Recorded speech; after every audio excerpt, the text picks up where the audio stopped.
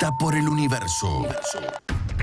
La vuelta al mundo en 2 horas. Check-in. Sábados 8 a.m. Check-out. Sábados 10 a.m. Medio de transporte. Vorterix Mar del Plata. Frecuencia 104.5. Streaming. vorterixmardelplata.com.ar. Vuelta por el universo. Todo lo que pasa en la Tierra.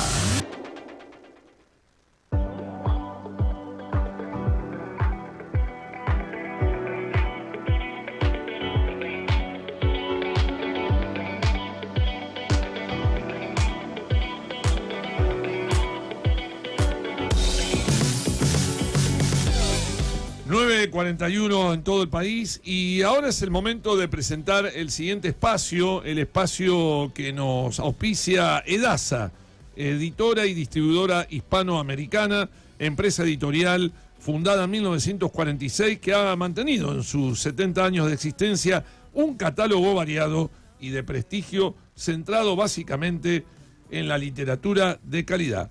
Búscanos en su página oficial, ¿sí?, como edasa.com.ar, y si no también nos podés encontrar en Instagram como @EdasaArgentina, que tiene el privilegio, el lujo de presentar en el programa de hoy a una escritora licenciada en letras que está presentando justamente uno de los libros catálogo del mes de noviembre.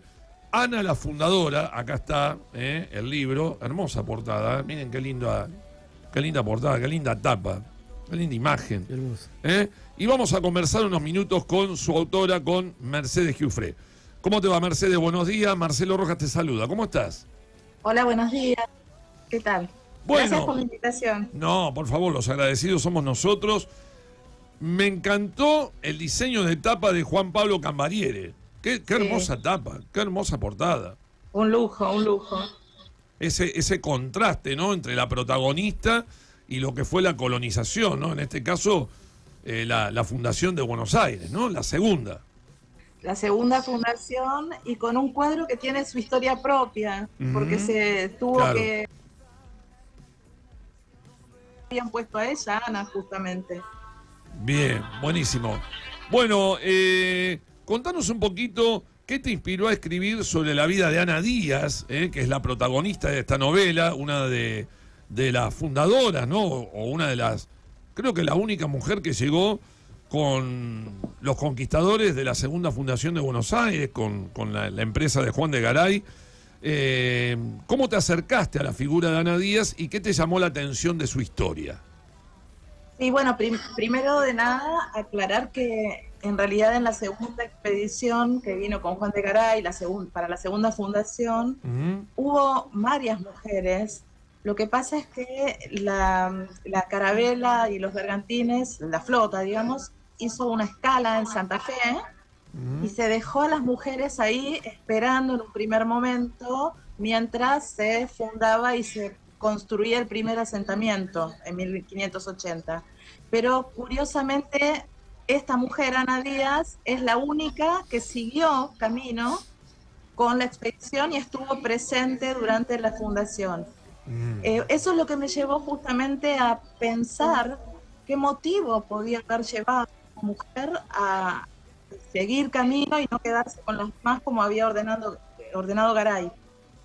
Y bueno, uno de los motivos es que ella era viuda y que por lo tanto, si no estaba acompañada de un hombre, no iba a ser dueña de la tierra, no iba a poder tener el título de propiedad. Porque en el bando que Garay había hecho leer en Asunción, donde se reclutó a los voluntarios, se decía justamente que quien no estuviera presente en la ceremonia de fundación no iba a tener título de propiedad. Entonces ella, al ser viuda, solo podía tener ese título si estaba presente. Ahora, digo, te pregunto porque esa es la magia que tienen los novelistas, ¿no?, los escritores. Digo, ¿cómo lograste equilibrar la ficción con la realidad histórica? Esa pregunta es genial, es lo que estaba esperando. A ver, bueno, el escritor de novela histórica tiene un punto de contacto en su trabajo con la tarea del historiador, que tiene que ver con el recabar las fuentes, el leer las fuentes e interpretarlas, y de hecho nosotros tenemos un plus a favor, que es que podemos apoyarnos en el trabajo de los historiadores, Claro. que lo interpretaron antes y con mayor contexto. Yo, por ejemplo, respeto mucho la tarea del historiador, ¿no? La tengo muy en cuenta. Y esos documentos hay que respetarlos, no se los puede violar ni tergiversar. El punto es que entre un documento y el otro hay mucho retorno. Me escucho a mí misma mientras... Sí. Entre un documento y el otro, el escritor tiene una libertad estética para interpretar, ¿no es cierto? Que por ahí el historiador puede utilizar su imaginación, pero de manera acotada, la imaginación histórica, lo que decía Collingwood, ¿no? Para esos datos que le provee la documentación, presentarlos de una manera agradable o elegante cuando escribe, pero no puede ir más allá, no puede lo que no está documentado narrarlo. Bien. En cambio el escritor sí, en ese sentido, sí, como vos decís, yo entre hueco y hueco de la información puedo permitirme imaginar, crear o recrear un verosímil.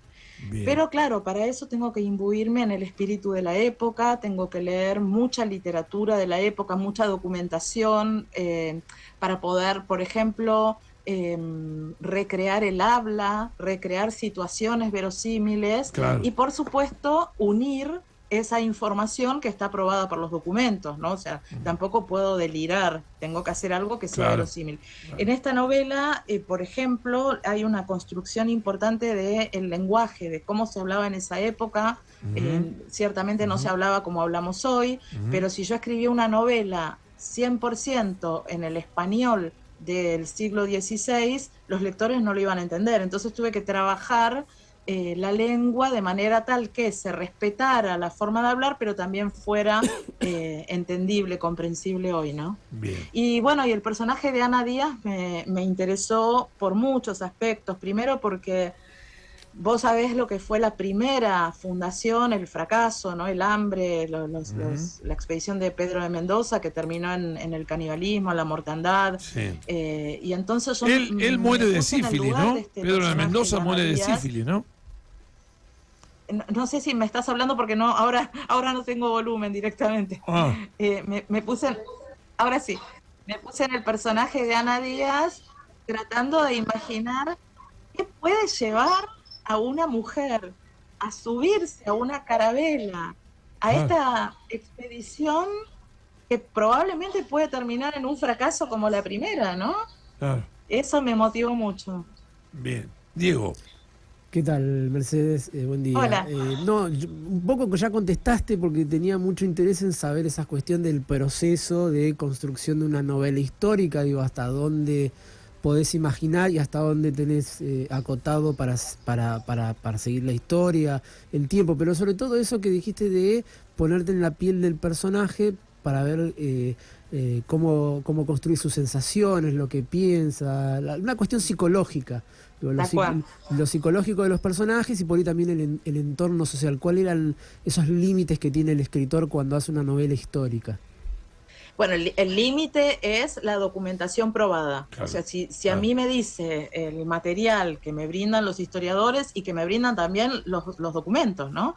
Los documentos primeros. En este caso, sobre Ana Díaz está lo que Pedro de Angelis, que fue un historiador del siglo XIX, recuperó de las primeras actas capitulares y de, digamos, los títulos de propiedad, lo que sería el catastro. Todo eso está y no lo puedo tergiversar. Digamos, yo por lo menos en ese sentido trato de ser honesta con los lectores, no tergiversar. Ahora, en el hueco de la información sí me permito imaginar para tratar de unir esa información de un documento con el otro.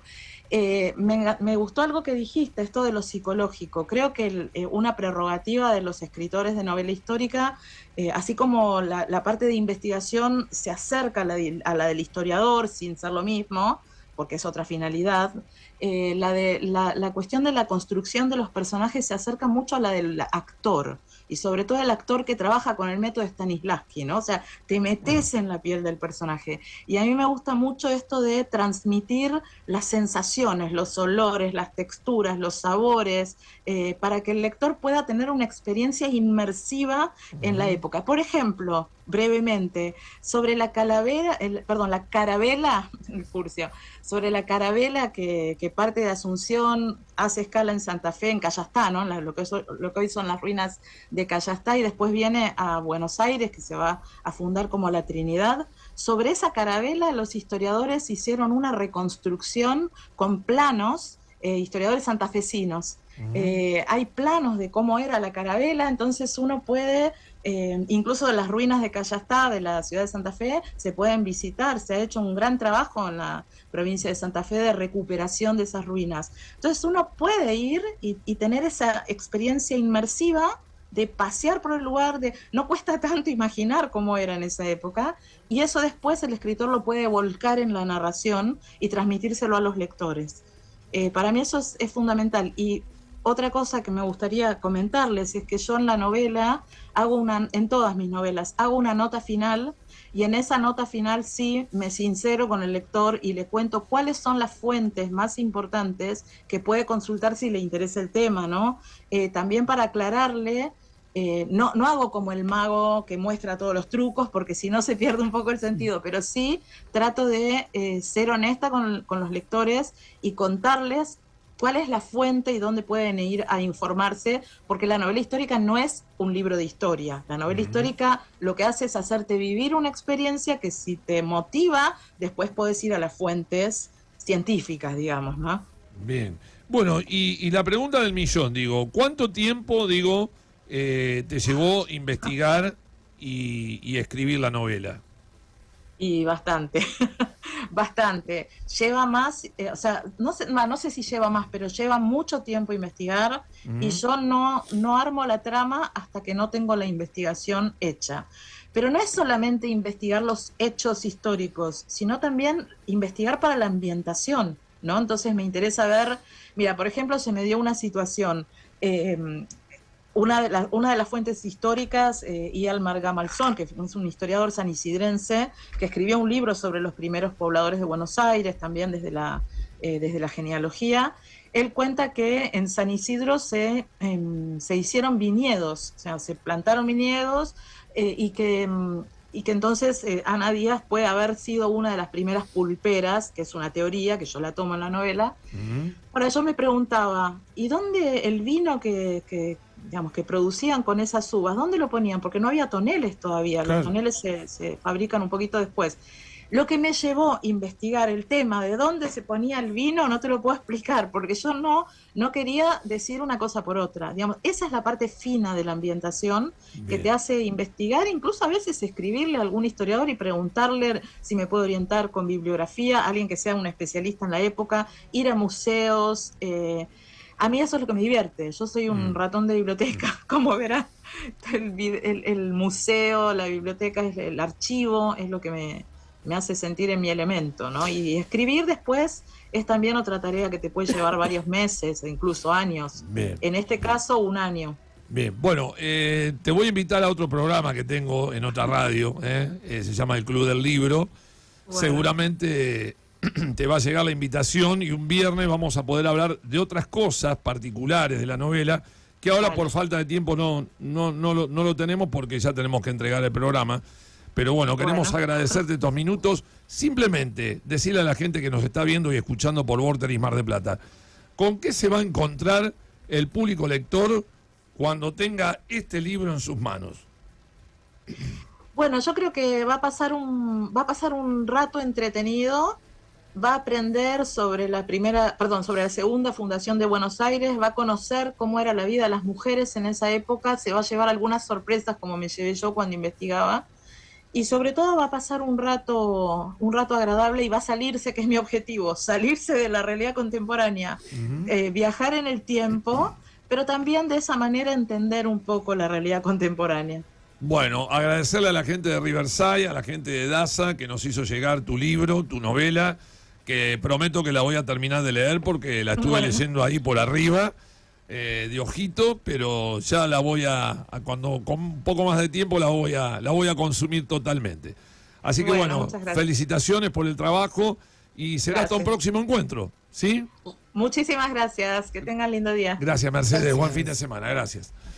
Bueno, ahí estaba entonces Mercedes Giuffré, escritora, licenciada en letras, en diálogo exclusivo, docente, investigadora universitaria, en diálogo exclusivo con Vuelta por el Universo. Bueno, antes de cerrar el programa, que vamos a cerrar con música, tenemos que decirle que nos vamos porque nos están esperando en Garden Café. El mejor tostador de café lo encontrás en Café Garden, allí en Santiago del Estero 2578. Y unas muy ricas medialunas también. Atención, calidad, buenos precios. La verdad, sábados de charla y café en Garden Café. Bueno, y un mensajito de Adriana que nos manda, dice: hola equipo, qué interesante la nota con Mauricio Zabalza.